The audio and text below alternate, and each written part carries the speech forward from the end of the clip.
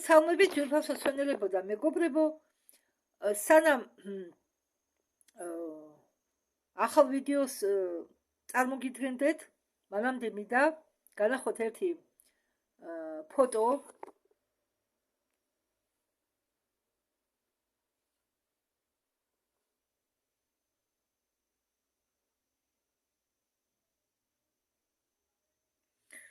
ალბათ გსმენიათ იმის შესახებ, რომ დღეს ინტერნეტში ბევრი ინფორმაცია წარმოდგენილი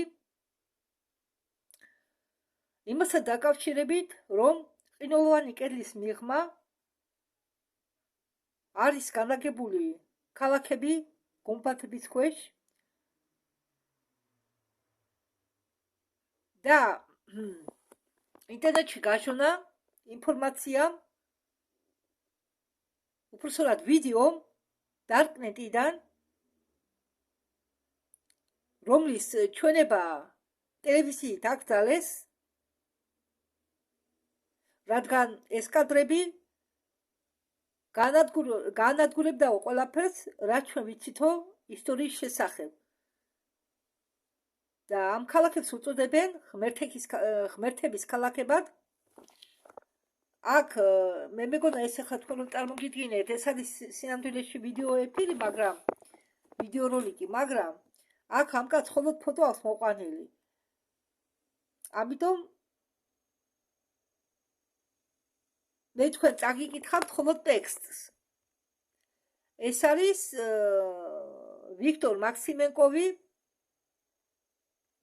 ეს ინფორმაცია წარადგინა ვიქტორ მაქსიმენკოვმა. მე ბმულს დავუჭირე და გადამაგდო ძენზე. ძენში მე მგონი ვარ გააქტიურებული, მაგრამ იქ დიდი ხანი არ შევსულ ვარ. მაშ მოდით ნახოთ რაშია საქმე. 2023 წელს რამდენიმე ანონიმურ ფორუმებზე ინტერნეტმა ააფეთქა ფოტოებმა და ვიდეოებმა, რომელიც ჩაუვარდათ ხელში დარკნეტის არქივიდან.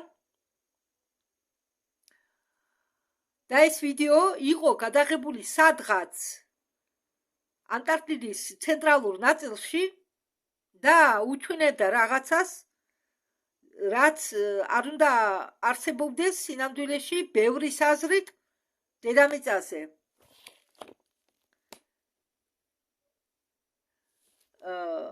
ცოტა ჩაბნელებულ კადრებზე თანამგზავრის კამერაზე, შეიძლება დრონის კამერაც იყოს, მოჩანდა გიგანტური ყინულოვანი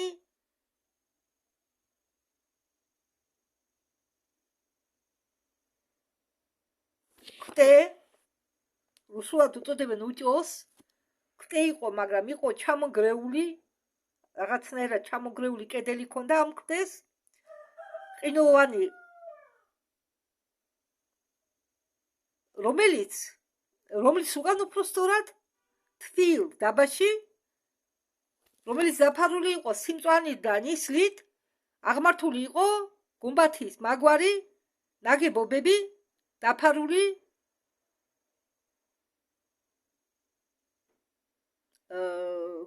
გუმბათის მაგვარი ნაგებობები, რომლებიც გავდა ძველ ტაძრებს წყინავი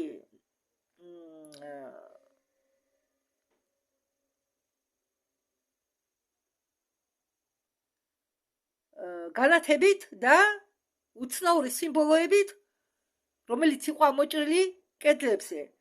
ვიდეო გრძელდებოდა მხოლოდ 47 წუთი, წამი მაპატიეთ, ვიდეო გრძელდებოდა მხოლოდ 47 წამი, მაგრამ საკმარისი იყო ეს იმისთვის, რომ რეაქციები გამოეწვია. და ეს ვიდეო გავრცელდა მთელი ალტერნატიული არხებით და დააგროვა მილიონი ჩვენება, მაგრამ 48 საათის შემდეგ იყო სრულიად წაშლილი, დაბლოკილი. გაქრა ინტერნეტში ეს ვიდეო, გაქრა 48 საათის შემდეგ, ანუ 2 დღე-ღამის შემდეგ. და როდესაც ძიებაში შეყავდათ, რომ ეს ვიდეო მოიძებნათ, ძიება აგდებდა მხოლოდ იმ ამბებს, რომ ეს იყო ფეიკი ან ნელოქსელის ასე ვთქვათ, ფალსიფიცირებული ვიდეო, რომელიც იყო შექმნილი თითქოს კონკურენტებით, მაგრამ ბევრმა მოასწრო ამ ვიდეოს გადმოკაჩვა და ყურადღებით შეისწავლა და ისინი ამტკიცებდნენ, რომ ამდაგვარი ვიდეოს გენერირება შეუძლებელია. ხელოვნური ინტელექტი მასე ვიდეოს ვერ გენერირებდა. ძალიან არის ბევრი წვრილი დეტალები, ძალიან ბევრია რეალისტური ჩრდილები და მთავარი უცნაური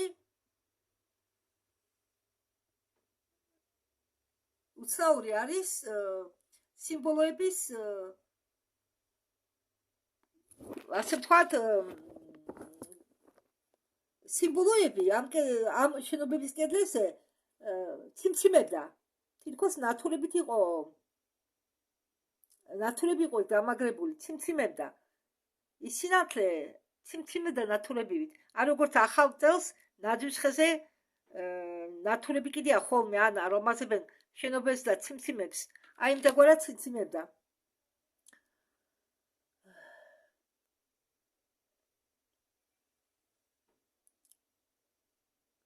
და ამ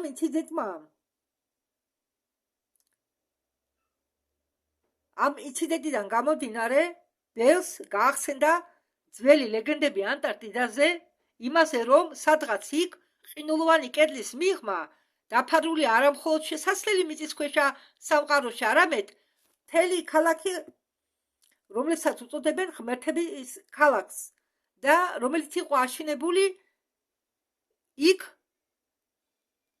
ბევრად ადრე ჩვენ გადმოჩენამდე და რომელიც ინახავდა საიდუმლოებს, რომლებსაც შეეძლოთ კაცობრიობის ისტორიის თაბლაყირად დაყენება. და როგორც კი ეს კადრები მოხდა ქსელში, სამთავრობო მსოფლიო მთავრობებმა უცებ გააქტიურეს თავიანთი რესურსები იმისთვის, რომ ეს ყველაფერი ასე ვთქვათ წაეშალა, გამოაცხადეს ეს ვიდეო ფეიკად და აუგზავნეს საერთოდ ნებისმიერი გახსენება ამ ქალაქზე ტელევიზიას და მედიას. მაგრამ რატომ შეიშინდა და მოკლე ვიდეოსი სოფლიო მმართველებს? იმისთვის რომ ეს გავიგოთ, მოდით დავუბრუნდეთ იმ მომენტისთვის, როდესაც ყინულოვანი კონტინენტი პირველად მიიქცია თავისი ყურადღება სამხედროელების მხრიდან. როგორც ჩვენ დაწვრილებით ავხსნერეთ სტატიაში ოპერაცია მაღალი ნახტომი, ადმირალმა ბიორდმა ნახა შესასვლელი სხვა სამყაროში და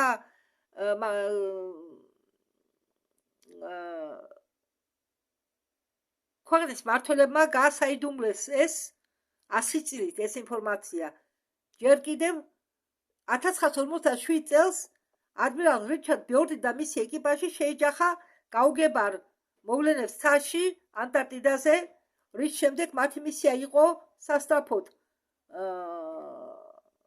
გაუქმებული და ყველა რუკები და ანგარიშები გასაიდუმლებული იყო განუსაზღვრელი ვადით.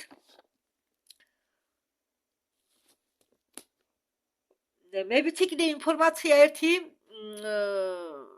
ბევრი წყაროდან მიღებული, რომ თითქოს და ბიორდი წავიდა ანტარქტიდაში სამხედრო ძალებთან ერთად, ამერიკის სამხედრო ძალებთან ერთად, იმისთვის რომ გამკლავებოდა, მათი ცოდნენ, რომ ანტარქტიდაში იყვნენ დამალული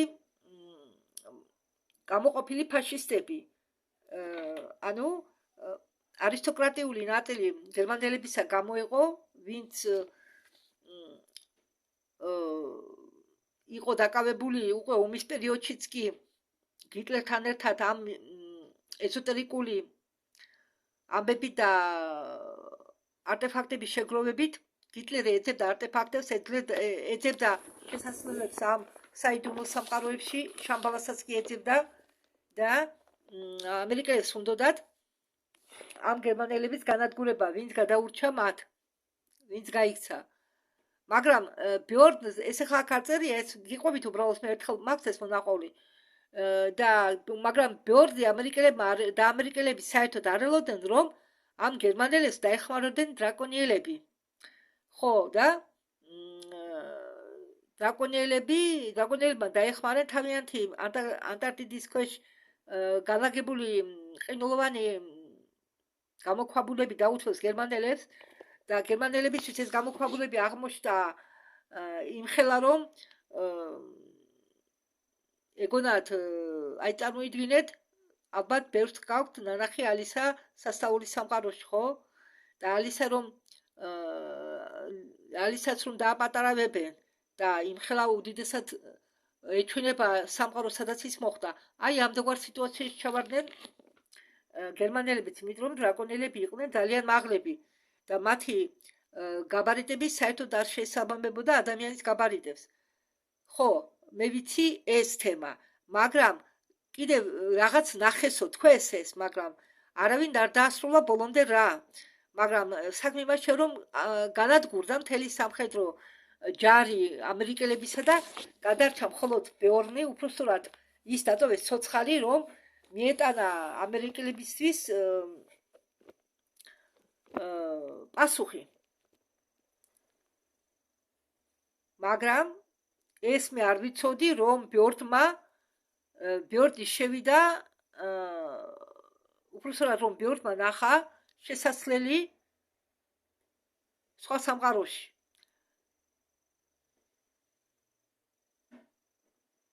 და ამის გამო მოუწია, მაგრამ იმ დროს ბიორნი მარტო დაბრუნდა და ახლა ეს 1957 წლის ამბავია და მე მგონი ბიორნი რომ წავიდა გერმანელების გასანადგურებლად ის იყო ომის შემდეგ პერიოდი თუ არ ვცდები არ მახსოვს უსად ვერ მოგატყუებთ საერთოდ თარიღების დამახსოვრება და ფორმულების დამახსოვრება მე სულ მიჭირდა სკოლაში ციფრებს, თარიღებს, ფორმულებს ძალიან რთულად ვიმახსოვრებ. ალბათ არ მაინტერესებდა თუ რა არ ვიცი. კარგი, მოდით გავაგრძელოთ.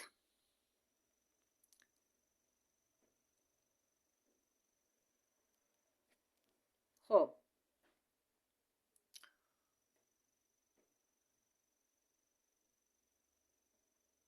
და როდესაც ეს ვიდეო გაჩნდა ინტერნეტში 23 წელს ბევრი დაეჭვდა რომ ბევრი ჩაფიქრდა იმაზე რომ ბიორნი თურმე არ ცდებოდა და მართლა ნახლა ის თბილი დაბა გუმბათების ქვეშ. რატომ და კადრებზე ზუსტად ის ელემენტები ჩანდა, რასაც აღწერდა ბიორნი. სცენარეულობა, ნისლი, ხელოვნური კონსტრუქციები და ბიორნი ამბობდა რომ არა დოქტორ ერიკ ნორტონი აცხადებს რომ ვიდეო დარკნეტიდან შეიძლება იყოს პირდაპირი მტკიცებულება იმისა რომ ბიორნი ლაპარაკობდა სიმართლეს ეს ერიკ ნორტონი არის სპეციალისტი ციფრულ გამოძიებაში ანუ ციფრული მკვლევარია კალიფორნიური უნივერსიტეტიდან რომელმაც დახარჯა რამდენიმე თვე ამ კადრების ანალიზზე და ერიკ ნორტონი ამბობს რომ ჩვენ ფორენზიკა ჩავატარეთო შევამოწმეთო მონტაჟის კვალი შეკუშვის არტეფაქტებზე განათების ანომალიებზე და ვერაფერი საეჭვო ვერ შემნიშნეთ ეს ან არის იდეალური სიყალბე ან არის უпростоრად ეს ვიდეო არის იდეალურად ან იდეალურად გაყალბებული, ან ეს ტექნოლოგია, ეს ყველაფერი აღემატებაო არსებულ ტექნოლოგიებს, ან ეს არისო რეალური გადაღება. და თუ გაითვალისწინებთ იმას, რომ ყველა ასლები იყო განადგურებული, ეს იმას მეტყველებსო, რომ ვიღაცას უნდაო, ძალიან უნდაო, რომ ეს კადრები ხალხს ენახაო. ესე იგი, კვლევის შედეგად დამოუკიდებელი კრიპტოგრაფის და მკვლევარის დარკნეტისა, უпростоრად, მიხაილ სოკოლოვისა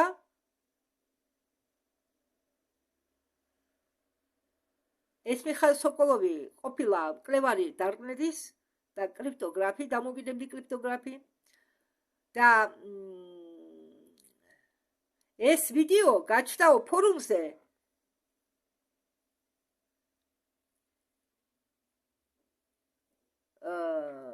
რომელიც ემსახურებოდაო ცვლა გამოთვლისთვის, მონაცემების ცვლა გამოთვლისთვის ყოფილი თანამშრომლების შორის საჯაშუშო სააგენტოების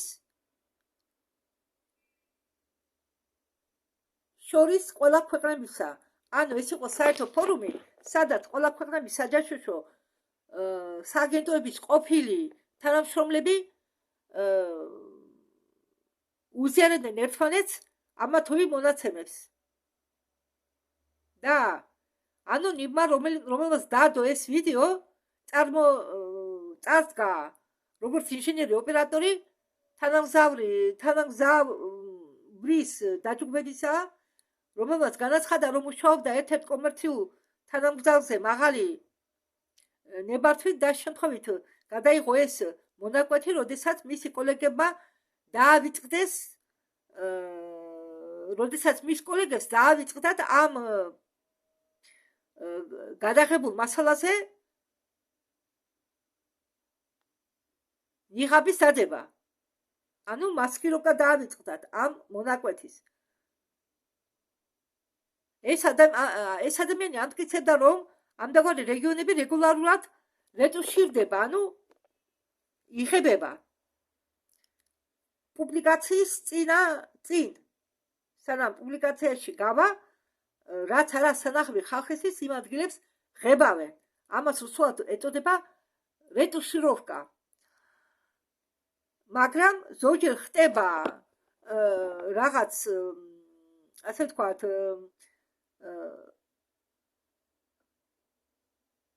დარღვევები და მაშინ ქსელში შემთხვევით ჟონავს ორიგინალი კადრები. სოკოლოვს მოყავს ანალოგიის მაგალითად 2016 წლის სკანდალი, როდესაც იყო გასაჯეროებული ანტარქტიდაში განლაგებული პირამიდების ფოტოები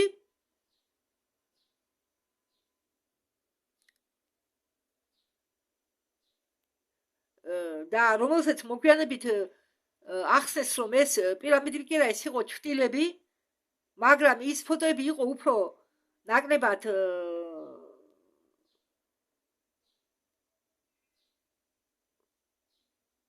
უბრალოდ არ ჩანდა კარგად ამ ფოტოებზე რა იყო გამოსახული. მაგრამ ეს ვიდეო, ეს ახალი გაშვება ინფორმაციისა, ეს იყო უზარმაზარი გარღვევა და ამ საქმიანობის უკან ვინც ეს გააკეთა, დგას ვიღაც, ვისაც უნდა ამ საიდუმლოს ფარდის ახსნა რისკის, მარტო უბრალოდ ჩვეულებრივი რისკი არა, უზარმაზარი რისკის მიუხედავად. ჩვენ დიდი ხანია ვიცითო, რომ თანამგზავრის მონაცემები გადიანო ცენზურას. ამბობს სოკოლოვი თავის ინტერვიუში თემატიური არქივისთვის და სტატიაშიო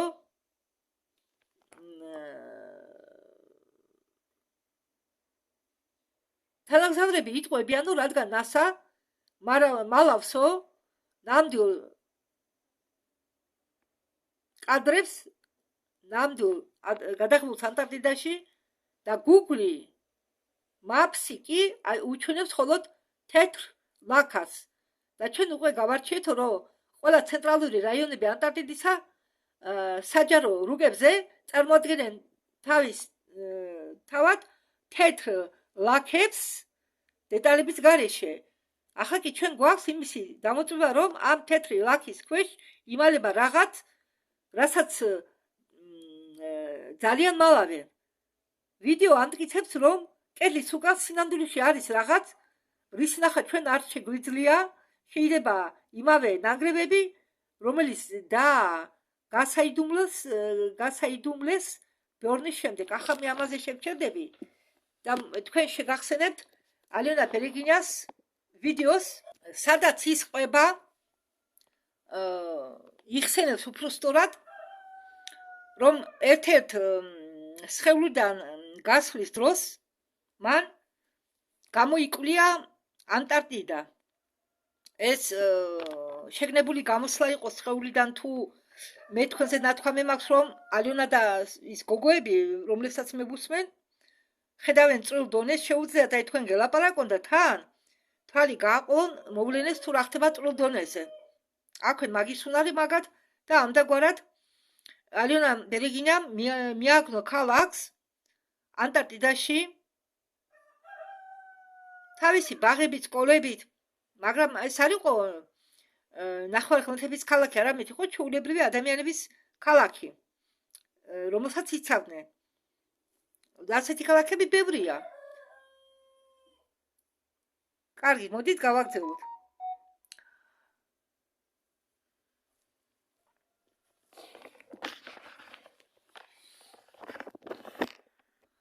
ალტერნატიული ისტორიის მკვლევარებმა, რომელსაც შეისწავლეს ეს კადრები, ამ ვიდეოს კადრები,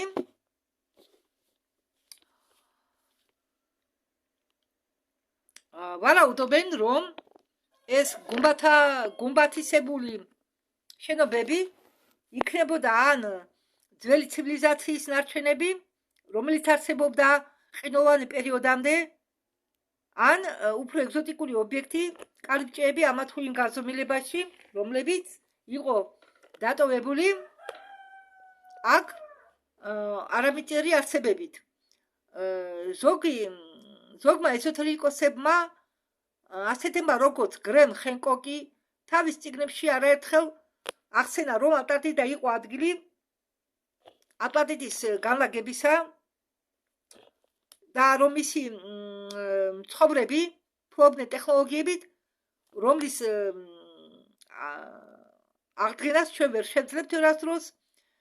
ვიდეო ანტარქტიდიდან აჩვენებს გუმბათს, რომლებიც ფორმით შეგახსენებენ არა მხოლოდ ტაძრულ ნაგებობებს, არამედ ენერგეტიკულ დანადგარებს, მათ აქვთ სწორი გეომეტრია და არიან განათებული შიგნიდან, რაც გაფიქრებინებს იმაზე, რომ ისინი დღემდე არიან აქტიურები.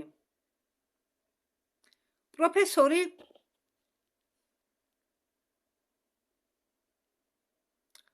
ძველი ცივილიზაციების პროფესორი მარია დე ლუკა, რომელიც მონაწილეობდა ამ ვიდეოს ანალიზში, აღნიშნავს, რომ ჩვენ ვხედავთ სიმბოლებს, რომლის იდენტიფიკაციას არ ექვემდებარებიან, ისინი არ გავლარიან ჩვენთვის ცნობილ ძველ დამწერლობას, არც თანამედროვე კოდებს, იქნება შთაბეჭდილება, რომ ეს ენა, რომელიც ოდესღაც იყო დოკუმენტირებული, ეს ენაა, რომელიც ოდესღაც იყო დოკუმენტირებული, ვიდეო რომ ყოფილიყო ფალსიფიცირებული, ამ ვიდეოს შემქმნელები გამოიყენებდნენ ცნობილ რომელიმე შრიფტებს ან ორნამენტებს, მაგრამ აქ არის სრული უნიკალურობა, რაც ამბობს, რომ ეს არის ორიგინალი. და ეს გვაყენებს ჩვენ კითხვის წინაშე, რომელმა ცივილიზაციამ დატოვა ეს ნიშნები და ჩვენ რატომ არ ვიცით ამ ცივილიზაციის შესახებ არაფერი.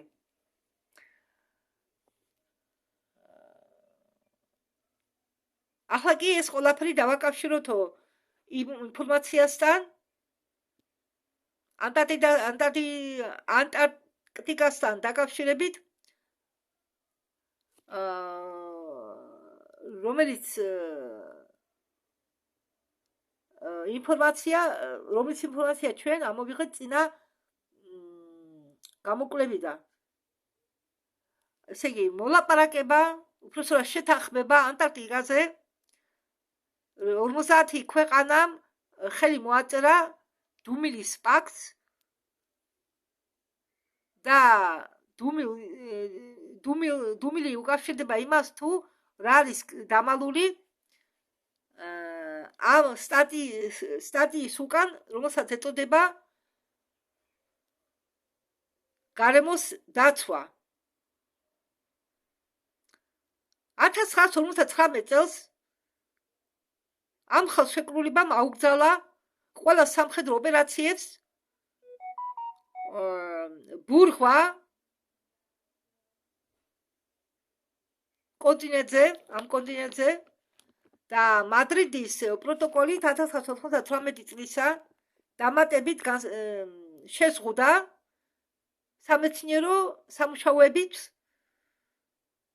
და თავი გაემართლა იმით, რომ ეკოსისტემას იცავენ, მაგრამ ყინულების ქვეშ არის განლაგებული ღმერთების ქალაქების ნანგრევები ან კარიბჭეები სხვა სამყაროებში. უпростоრად მაპატიეთ, თუ ყინულების ქვეშ არის განლაგებული ღმერთების ქალაქის ნანგრევები ან კარიბჭეები სხვა სამყაროში გასასვლელად, თუ მას ლოგიკურია გაიფიქრო, რომ ეს ხელშეკრულება საჭირო იყო არა პინგვინების დასაცავად, არამედ იმისთვის, რომ ვერავე ვერ შეძლოს ამ არტეფაქტამდე მისვლა და რომ ვერავე ვერ შეძლოს სიმართლის გაგება და ამიტომ ნებისმიერი ინფორმაციის გაჟონვა, როგორც იყო, როგორც გაჟონა ვიდეომ დარკნეტიდან, ეს ინფორმაცია უცებ უნდა ჩაიფუშოს და მის ავტორებს კი გამოაცხადებენ ფალსიფიკატორებად. რადგან ეს როლიკი, ეს ვიდეო რომ ეჩვენებოდა ტელევიზიით, ის დაანგრევდა ყველა ძველებურ წარმოდგენებს სამყაროზე და ერთდროულად ხელისუფლების საფუძვლებს იმათი, ვინც 10 წლების განმავლობაში მალავდა ამ ინფორმაციას. შეთანხმება ანტარქტიდაზე ეს არ არის მხოლოდ ეკოლოგიური შეთანხმება, ეს არის იურიდიული შირმა არტეფაქტების დასამალავად, ამბობს პროფესორი გაროლდ შტერნი. თუ ჩვენ ნახავდით ყინულების ქვეშ ძველ ქალაქს, ეს იქნებოდა იმის ნიშანი, რომ ოფიციალური ქრონოლოგია არის შესტომითი 1000 წლების განმავლობაში. ეს კი არის დარტყმა რელიგიებზე, მეცნიერებაზე და ქვეყნის წყობაზე. ამიტომ მმართველებმა ირჩიეს ნებისმიერი კვლევები გაიყინათ და ინფორმაცია გაიკონტროლებინათ. და როდესაც ჩვენ ვაკვირდებით ამ თეთრ ვაქას რუკებზე, როდესაც კითხულობთ საწინააღმდეგო სტატიებს იმაზე, რომ ეს ვიდეო დაკნეტიდან არის ფეიკი, ჩვენ უნდა ვკითხოთ ჩვენ თავს, შეიძლება ამ შემთხვევებში ან გაჟონებში, ინფორმაციის გაჟონებში მეტი სიმართლეა, რომ არ ყოფილიყო რაღაც გასაიდუმლოებული მდგომარეობა და რომ არ ყოფილიყო ასეთი კაცრი ბრძოლა ნებისმიერი საიდუმლოს დასამალავად. მუდმივი აკრძალვები, საიდუმლო პროტოკოლები, რეტუშირებული ფოტოები და გამქრალი ვიდეოები, ის ყველაფერი ეს ეწყობა ერთიან სურათში, რომელშიც ანტარქტიდა წარსდგება არა როგორც უსიცოცხლო უდაბნო, არამედ როგორც შენარჩუნებული არქივი კაცობრიობის ისტორიისა, რომლის მიმართ წვდომა ჩვენ დავკარგეთ, მაგრამ არის იმის შესაძლებლობა, რომ ეს წვდომა მალე მივიღოთ, თუ ჩვენ მივატოვებთ დაჯერებას ოფიციალური ასე ვთქვათ უარყოფას და დავიწყებთ სიმართლის ძებნას დამოუკიდებელ წყაროებში. ჯერობით კი ღმერთების ქალაქი რჩება მიუღწეველი, მისი გუმბათები კი, რომლებიც გადაიღო უცნობმა ოპერატორმა, აგრძელებენ ციმციმს ინტერნეტის ბნელ კუთხეებში და ელოდებიან თავის საათს, იმ მომენტს, როდესაც მსოფლიო ფარდა აიწევა და ჩვენ შევძლებთ იმ შუქნიშნების ნახვას და გაგებას და მიხვდებით კი და დავამტკიცებთ იმას, რომ ჩვენ მარტონი არა ვართ პლანეტაზე და რასაც ჩვენ ვთქვით დიდ ისტორიას, არის მხოლოდ იმ თავის საწყისი, რომელიც ელოდება თავის გაგრძელებას და ვინ იცის ეგებ შემდეგი გაშონვა აღმოჩნდება უფრო სენსაციური და საბოლოოდ დაანგრევს ყველა ბარიერებს, რომლებიც აღმართეს ჩვენ წინ იმათმა, რომლებსაც ეშინიათ სიმართლის უფრო მეტად, ვიდრე ატომური ომის. ხო, და ამით დამთავრდა ეს. დიდი მადლობა ყურადღებისთვის. ეს იყო მოკლე, ასე ვთქვათ, რეკლამური წარდგენა ამ ამბისა სტატიის ფორმით და ეს წარადგინა იპოვა ჯერ და მერე წარადგინა ვიქტორ მასიმენკოვმა. მადლობა ყურადღებისთვისა დროებით. შემდეგ შეხვედრამდე.